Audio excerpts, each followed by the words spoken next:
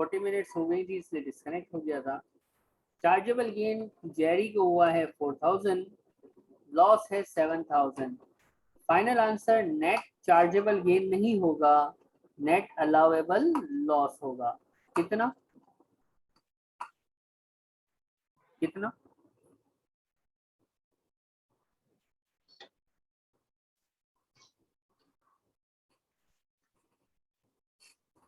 Sir 3000 minus कितना?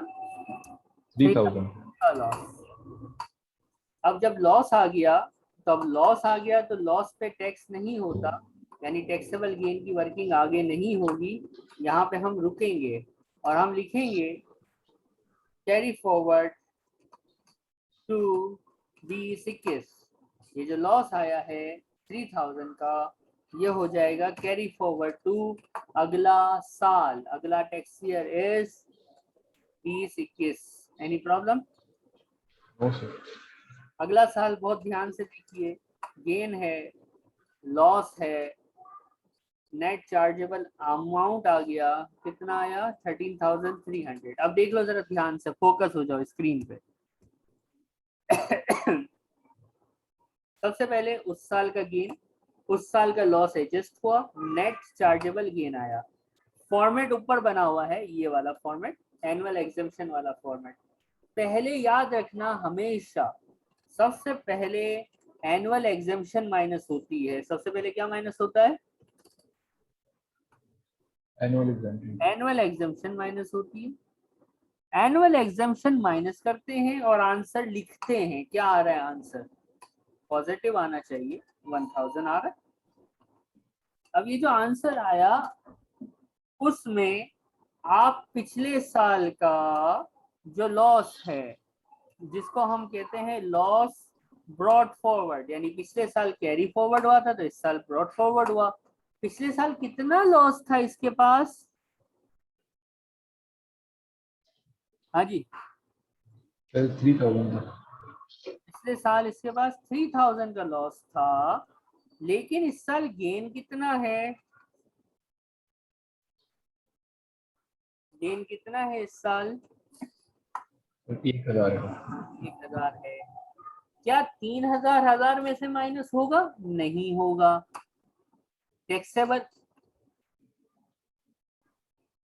Taxable gain जो आएगा वो हमारे पास कुछ नहीं आना, तो 1000 का ही लॉस एडजस्ट हो सकता है। 3000 का लॉस था 1920 में, जो कि आगे बढ़ गया। आगे बढ़ के कहाँ आ गया? 2021 में। 2021 में जो हमारे पास इनकम्स थी, 2021 में हमारे पास जो इनकम थी वो थी सिर्फ और सिर्फ 1000।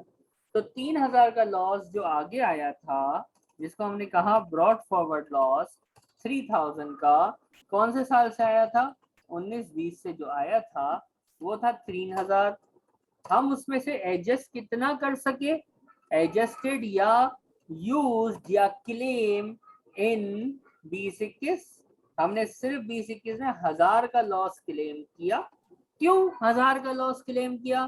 क्योंकि सर हमारे पास जो 2021 में इनकम आ रही थी एनुअल एग्जेम्पशन के बाद, वो थी ही 1000, वो थी 1000 पाउंड।